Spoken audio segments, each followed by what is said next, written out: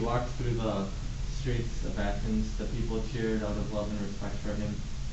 But he saw one man unchanged, lying on his bed of straw, bathing in the sun. Amazed by his boldness, he approached the man and engaged in conversation. He was amazed by this man's plethora of knowledge and intelligence. And then he asked him, I'll grant you any wish in the world. What is it? And the man responded that you move because you're blocking the sun. Alexander the Great, he concluded by saying, if I weren't me, I wish to be Diogenes. What was it that made Diogenes such an attraction to Alexander the Great and made him so amazing? Was that he lived his life in the pursuit of knowledge and wisdom and virtue. And that's what made him powerful and was able to create such an influence in the time of Greece. But today, unfortunately, many people in America see that our education is down to the confines of school. Our education does not go outside of classroom and assignments, and we see education as a means to an end rather than a lifestyle. Having gone through this system myself and seeing people's attitudes towards it, and having had the pleasure and privilege of studying language and being able to read on my own, establishing a lifestyle of learning throughout your life is an integral part of living a healthy and meaningful life as a human.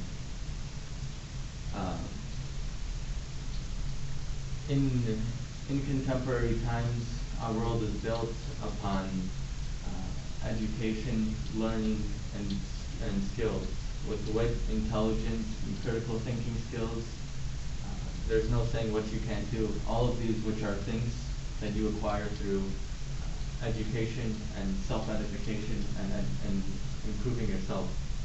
One study by Julie Miller in 2012 stated, it's mentioned a poll which 768 managers and executives were polled, and they said the overwhelming majority of them said that critical thinking was a necessity for the employees for the success of their organization or company, and 49% of them said that their employees had either average or below average critical thinking skills, which is a testament to how important it is to integrate these actions and skills into our lives.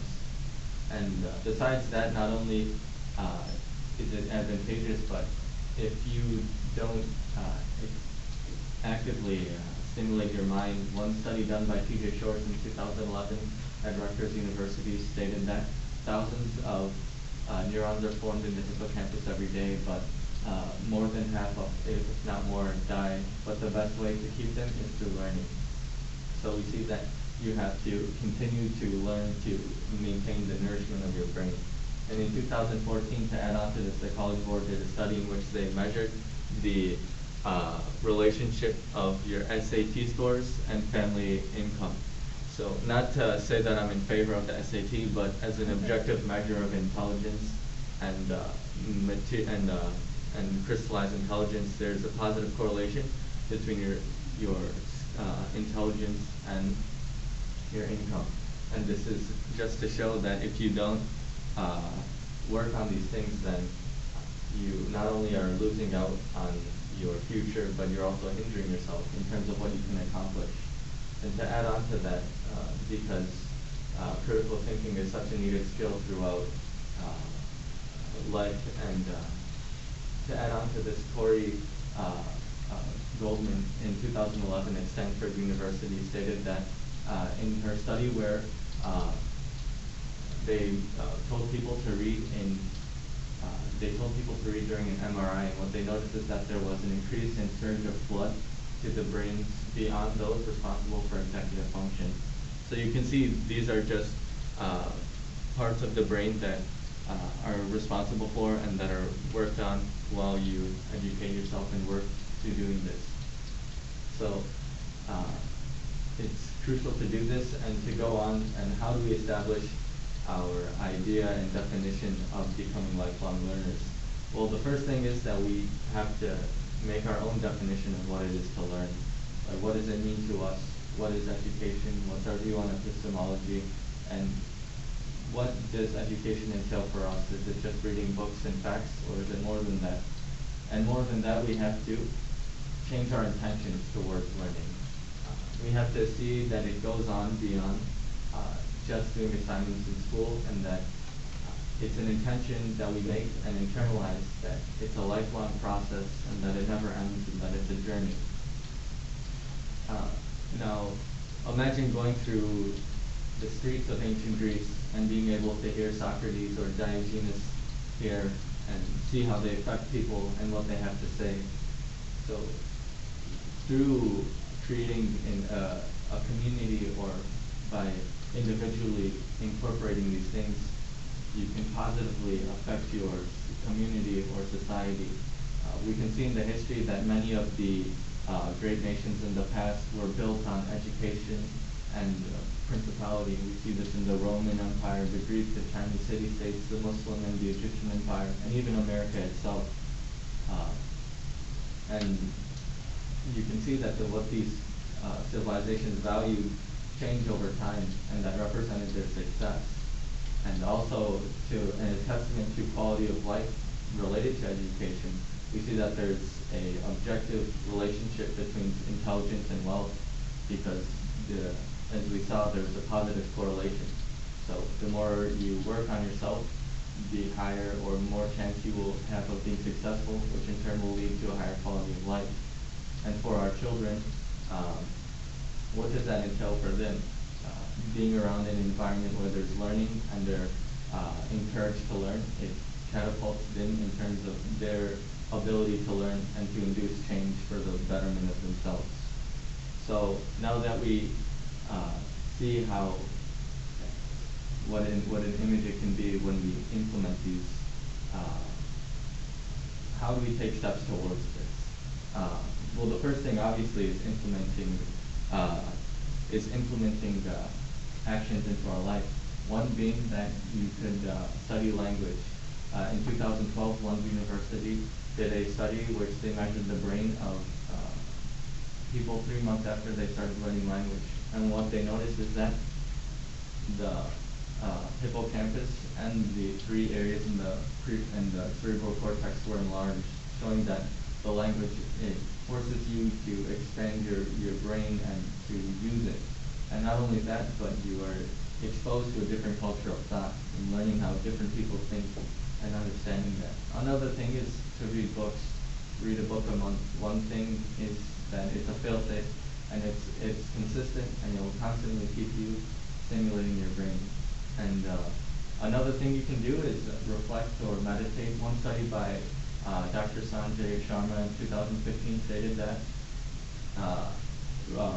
that through reflection or meditation, it positively stimulates the lateral prefrontal cortex, which is responsible for reasoning, logic, and balanced perspective.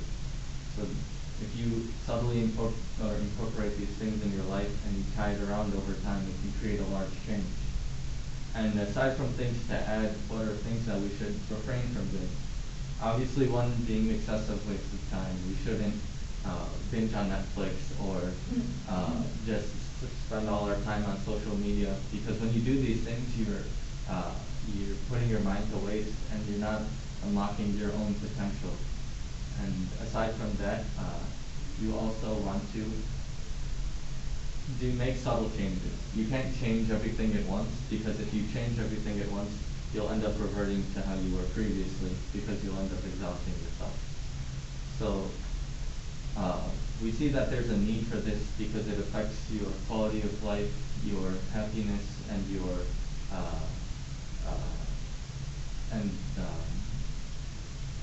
health of your mind. And we see how to satisfy these things through incorporating subtle actions over time. And because of that, it can create a positive effect on our culture and society. You know, we should expand our view on how we see ourselves as people. We shouldn't think of ourselves specifically as one thing, as a accountant, a basketball player or a plumber. Instead, we should see ourselves as thinkers, critics, intellectuals, and knowers.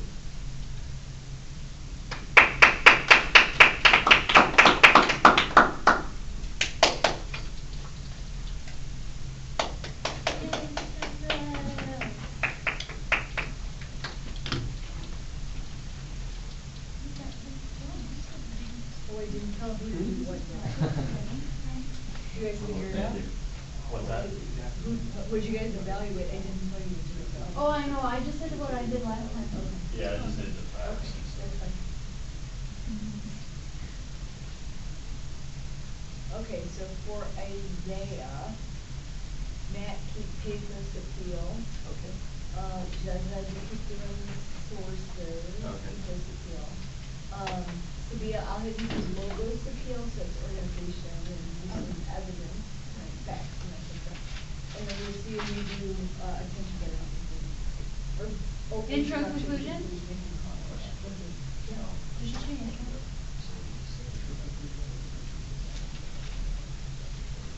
No, that's fine. Oh, yeah, no, here's what they're fine. Okay. Yeah. Do you want the use, so you can show them to? I'm actually gonna do it like on my time to reach in the office rather than put it just on Okay, the board. sure, that's fine. That's fine.